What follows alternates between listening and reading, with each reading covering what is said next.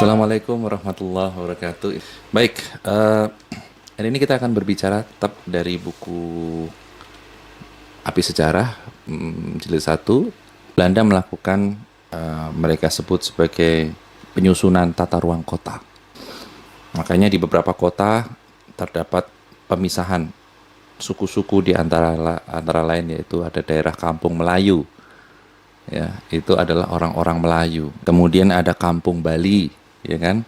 Ada Kampung Ambon, Kampung Jawa dan seterusnya. Mereka membuat semacam ras prejudis sehingga terjadilah tawuran. Sehingga terjadilah sentimen antar suku dan lain sebagainya. Seorang ahli sejarah Profesor Dr. Sartono Kartodirjo juga menuturkan bahwa perjuangan ulama dengan pesantrennya menghilangkan sukuisme dengan lebih menjadikan Islam sebagai simbol kesatuan dan nasionalisme. Jadi kembali itu ingin dijadikan satu, maka untuk menghadapinya ulama menjadikan Islam sebagai simbol persatuan antar suku.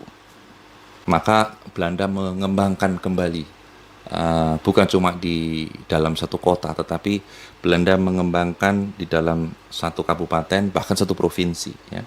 Jadi mereka membagi-bagi daerah-daerah provinsi dan sampai saat ini di Indonesia masih kita pakai sampai saat ini, ya, pemisahan tersebut, ya. Misalnya wilayah Medan Sumatera Utara dijadikan sentra pelaksanaan politik kristenisasi untuk memutuskan kontak antara kota umat Islam Aceh dengan kota Islam di Sumatera Barat dan Sumatera Timur. Di Jawa Tengah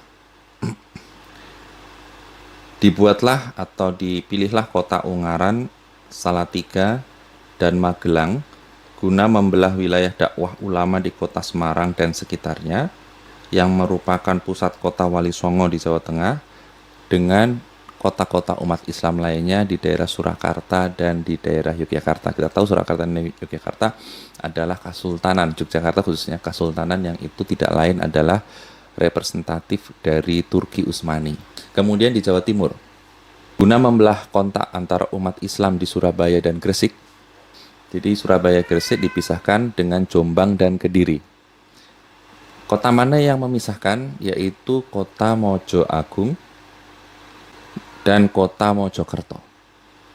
Ya, ini dipakai untuk membelah kontak Islam Surabaya Gresik dengan Kediri.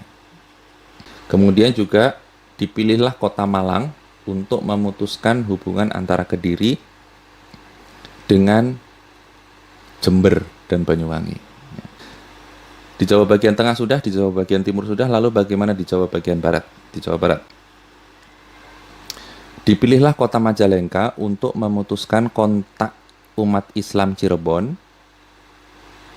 sebagai pusat wali di Jawa Barat, ya, dan memisahkan dengan kota Bandung, ya, yang juga Islamnya kuat. Jadi memisahkan Cirebon dengan Bandung, dipilihlah kota Majalengka. Ya. Kota Ciranjang dan Cianjur dijadikan wilayah untuk memutuskan kota Bogor dan Bandung. Jadi kota Bogor dan Bandung dipisahkan oleh kota Ciranjang dan Cianjur, ya. Terus kalau saya Ciranjang sendiri belum begitu tahu posisinya di mana, ya. Kalau Cianjur insya Allah sudah.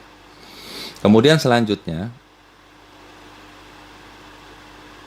kota Sukabumi dipakai untuk memutuskan wilayah selatan Jawa Barat dengan Banten.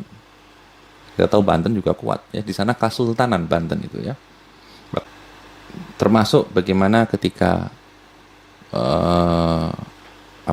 provinsi-provinsi di Jawa Barat yang Muslim kemudian dipisahkan dengan Jawa Timur secara provinsi dengan daerah-daerah Jawa Tengah, ya, yang waktu itu relatif abangan gitu. Kemudian di sebelah timurnya Jawa Timur dipisahkan lagi dengan Provinsi Bali. Kemudian setelah Bali ada lagi Muslim, Nusa Tenggara Barat. Kemudian di sebelah timur Nusa Tenggara Barat ada Nusa Tenggara Timur non-Muslim lagi dan seterusnya. Ya, ini adalah ternyata cara mereka untuk memisahkan kita, para umat Muslim saat itu. Assalamualaikum warahmatullahi wabarakatuh.